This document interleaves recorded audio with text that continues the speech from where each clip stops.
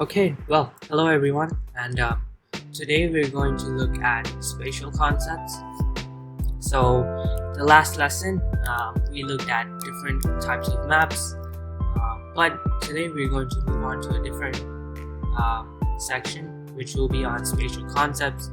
Pretty much, we're going to learn about several theories, ideas behind geographic space, how the space works, and how it's interacted with. And really, there are various concepts underlying it and behind it. Now, the very first concept is on absolute location versus relative location. So, an absolute location is a specific location. It's a specific location. It can be, for example, I can give you an address. That's a absolute location. It's very specific. I could give you the longitude and latitudes of a certain location, and that's also very specific. Pretty much, it's a very specific location, and it does not change unless you change places. And pretty much, for example, if someone asks you where you live, you could say, for example, I live in 4 San Carlos Road in Burbank, Illinois, 60459. That's a very specific address, and it gives information on a specific place. So that's pretty much what an absolute location is. For relative location, it's more informal, and it's not exactly specific.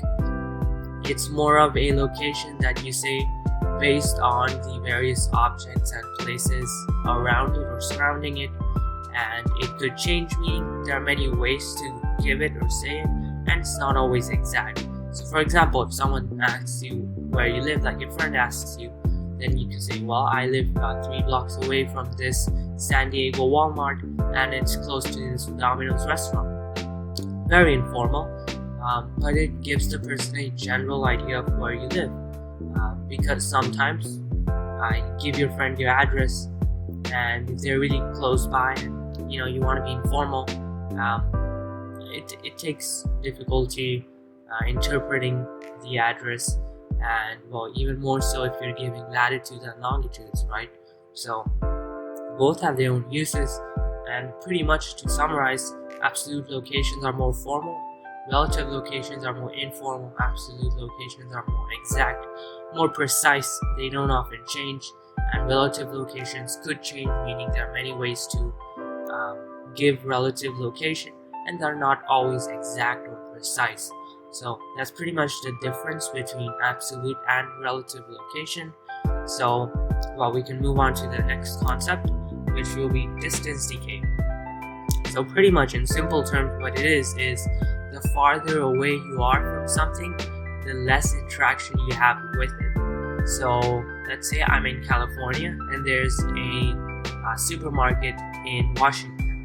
Okay, so we are separated by a couple states, and it's really far away, and it's very unlikely that I would go to that supermarket in Washington because it is so far away. Meaning my interaction with that supermarket is very less. You could even say zero or very minimal because it's so far away. My interaction, in terms of supermarkets, going to that supermarket and buying things from it, that's very unlikely that it would happen since it's so far away. So that's pretty much what it is. And here I have a graph. So if something's really close by, you're more likely to interact with it and have a higher level of interaction versus something that's really far away. And the reason this is because traveling long distances requires time and money. If it's really far away, you have to pay for the gas, or if you don't have a car or mode of transportation, you use public transportation, well, you have to pay for that. So it costs money and it costs time, especially time, because it takes time, to travel to different places, especially if they're very far away. It might take a lot of hours. So it takes time and it takes money. So that is why if something's really far away, well, you don't want to go to that place unless necessary. So like the previous example, there's a supermarket in Washington. I'm not going to go there because it's so far away. It'll take a lot of money, and it'll take a lot of time. So that's pretty much it. That's what distance decay is, and this decay differs for different places, and it depends on what you're looking at. So in this example, the general idea of distance decay, as I said, the farther away you are from something, the less interaction you have, but the graph can differ depending on the place. So for example, a convenience store, and let's take a department store. So you're more likely to travel far away for a department store versus a convenience store. So let's take a 7-Eleven. If it's 5 minutes away from you, you go to that 7-Eleven, buy whatever you want. But if this 7-Eleven is super far away, if it's like 50 kilometers away, you are not likely to go there because the 7-Eleven doesn't have that many things that would make you have to travel so far, versus a department store. Maybe you need to buy a new TV or buy really anything that's important or expensive or heavy. You would be willing to travel more far than usual, at least compared to a convenience store, to go to that department store. So the distance decay kind of differs depending on the place. So that's pretty much what distance decay is. Farther away you are from something, less interaction, but how that comes out to be in terms of graphs and by what factor is the interaction lessening, it depends on the location. Okay, so to summarize, that's what distance decay is, and I think we can move on to our next topic. And by topic I mean subtopic, and this is a bigger subtopic of spatial concepts. That's diffusion. You're gonna see this a lot, so this is quite important. Really, what diffusion is in general, you might have learned about it in science class even, but in geographical terms, it's the spread of a feature or a trend from one place to another over a period of time. So that's what diffusion is. In science class, you might have did experiments with osmosis. You take a perfume spray, and then that perfume kind of spreads throughout the room if you spray it in the room. So that's kind of what diffusion is. There's relocation diffusion, which is pretty much the physical spread of ideas, which we'll get into more later on. And there are also different types of diffusions. There is relocation diffusion and expansion diffusion, and expansion can be further separated into hierarchical, contagious, and stimulus diffusions. So let's look at the first type, which is relocation diffusion. Pretty much it's the spread of an idea through physical movement of people from one place to another. So the spread of the Spanish language is relocation, because back then when the Americas weren't discovered, they were discovered just recently. Spanish conquistadors, they went to the Americas, and they went to the various different civilizations, and they physically traveled there and spread their language. That's part of the reason why so many of these states in South America and Mexico speak a lot of Spanish, because it relates to history when the Spanish conquistadors, they traveled to the Americas. So that's relocation diffusion. Next is contagious diffusion. I think this is the easiest diffusion to understand because it's pretty much a widespread diffusion that happens through contact. It's very straightforward. There are a group of people that have a certain idea or anything really, and it quickly spreads to neighboring people. So you can take disease, for example. You can take COVID that's happening at the time of this recording. Pretty much, it started in China, or so it is said, and it spread throughout China and then to neighboring Asian countries, to India, Thailand.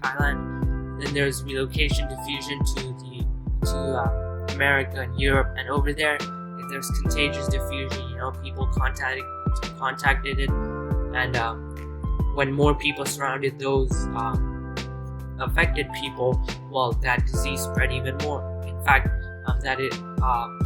COVID infection spread even more and really grew and grew. And after a large amount of people had COVID, the more people that encountered those affected people, the more it spread. So that's really what contagious diffusion is, and it's more exponential, if you would say. Next, we have hierarchical diffusion. People struggle with this the most, but it's kind of like contagious diffusion, but it's not completely random. In contagious diffusion, whoever contacts the affected gets it, but in hierarchical diffusion, it diffuses specifically. So take fashion, for example.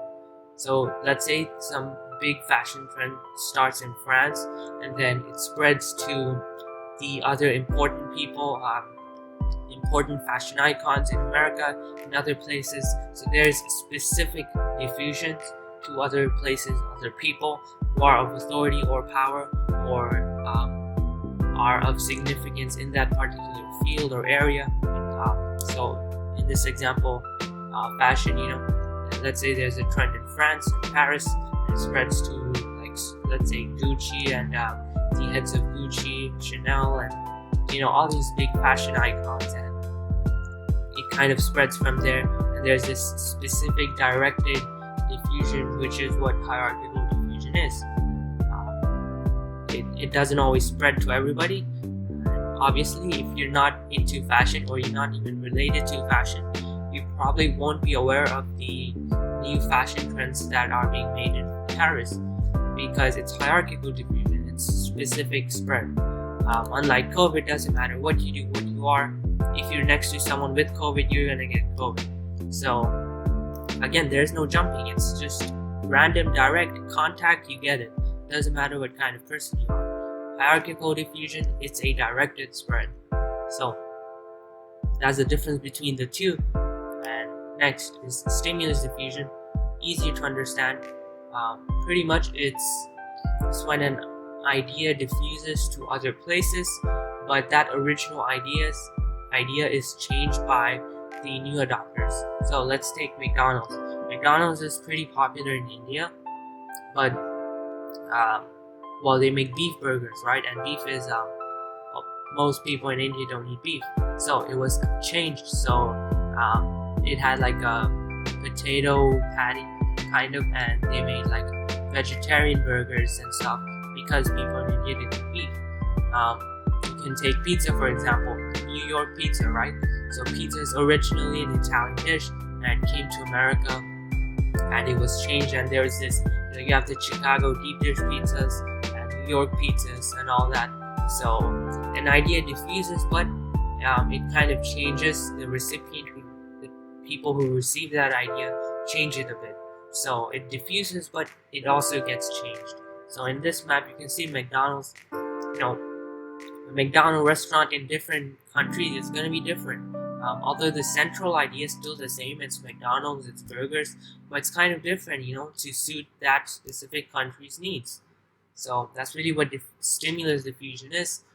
And with that, I will end today's lesson. So we looked at different types of diffusions. We looked at distance decay, and we looked at absolute location versus relative location. And that's pretty much the end of spatial concepts. I thank you for listening and tuning in. And with that, I will say goodbye.